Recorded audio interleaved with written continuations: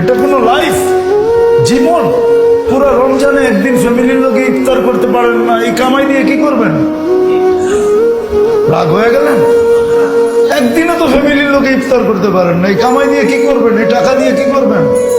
এই বাড়ি গাড়ি সম্পত্তি দিয়ে কি করবেন? বলেন কি করবেন? কি মনে হয় অনেক ব্যবসায়ী রাগ হয়ে গেলেন, ঠিক না? আরে মিয়া, বিবি বাল বাচ্চার সাথে ইফতারি করা এটাও একটা ইসলামের অংশ।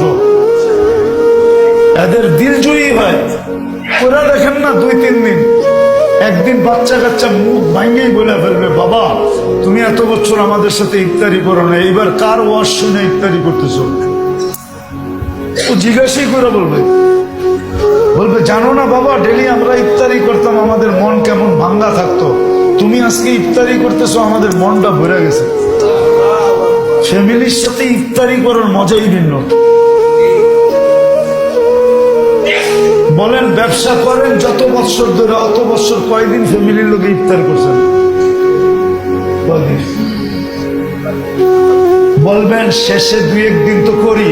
আরে ওই 2-1 দিন করেন, যেই 2-1 দিন বাজারে কোনো জিনিসই বিক্রি হয় না। 27 রোজার পরে তো সব মার্কেটের কোনো বাইরে ইফতারির স্টলই খোলে না। আপনি যেই সময় ইফতারির স্টল খোলে, প্রথম রোজার দিক দিয়া প্রথম 20 দিন যেরকম পাওয়া যায় পুরান টাউনে, বড় লোকের বেটায় খায় এটা সেটা, 27 তারিখের পরে তো এগুলো সব বন্ধ হয়ে যায়, ঠিক না? তাহলে আপনি কি ইফতার করেন বাসায় বইয়া? ওটা কি ইফতার নাকি? রাগ হয়ে গেলেন? রাগ হয় না, পায়ে হাত রাখি।